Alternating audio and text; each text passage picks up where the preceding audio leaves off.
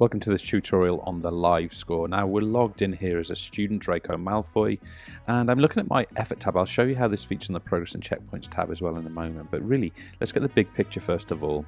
So a live score is the last 12 questions a student has answered, in this case Draco has answered on any particular lesson unit. So what we get here is on the chapter view. If we look at chapter 1 in my Excel 9-1 GCSE PE, chapter 1 is musculoskeletal system. And it's effectively saying to me here that my average live score across that entire chapter is 62.04%. If we break that down into topics, I can now see that my best score comes from joints. On joints, I have an average of 86.1% on my live score, my last 12 questions. Here on the skeleton, I only have 66.67%, so I'm getting a third of the questions wrong. Now, if I go down to the lesson level now, we can now see that my functions of the skeleton, my last 12 questions, scored me 75%. So obviously I got 3 of those last 12 incorrect. On classification of bones, a lesson in itself, I'm only scoring 41.5% or almost 42%, and 83.3% on the structure of the skeleton. So if I'm the student here, what am I likely to do with that information? Well, I'm likely to take classification of bones. I'm likely to go to my course and either learn that material again, take some practice, or indeed take maybe 12 more questions on that test again. If I get 12 questions correct on this display or on this lesson area, I automatically move this bar to 100%. This residue of some incorrect answers does not remain in my live score because it remains live, okay? So as soon as I do 12 more questions, hopefully correct, I score 100% here. So every time, so when I do the first one, it knocks off the question that counted 13 questions ago and so on.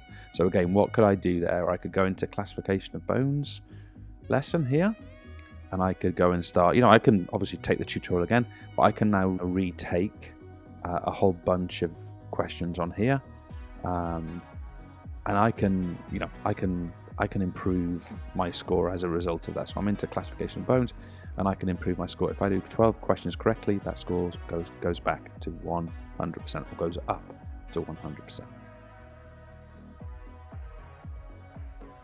So at this point, I've answered a whole bunch of questions, and I've tried my best to answer them correctly. So we want to see how that affects that live score. So I'm going to exit my test mode here.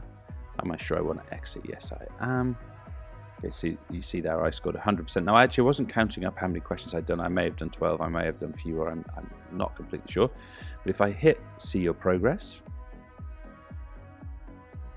I'm taken into, in this case, the effort tab in the progress chart.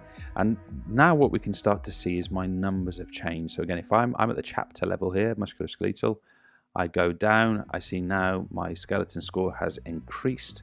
And why is that increased? It's increased because my classification of bone score has now increased up to 100%. Why? Because I just did a whole bunch of questions a moment ago that were all correct on that, at least 12 of them. And as a result of that, that score is increased up to 100%. Now, if I was to go and do another batch of questions on here and I was to get the next 12 wrong, I go down to 0%. It's a live score, and that's ultimately what we want you thinking about. So for students, your whole objective is to answer questions regularly and to get those scores as high as possible. If you want to go back to the chapters kind of level and you want to find areas, so here on this one, look, I've got some low scores here on energy. I'm only averaging 8% on the energy use lesson, for example. I mean, I haven't watched the tutorial, that might explain it, but obviously we can go and test out and improve our knowledge on that. We want you to be improving your areas.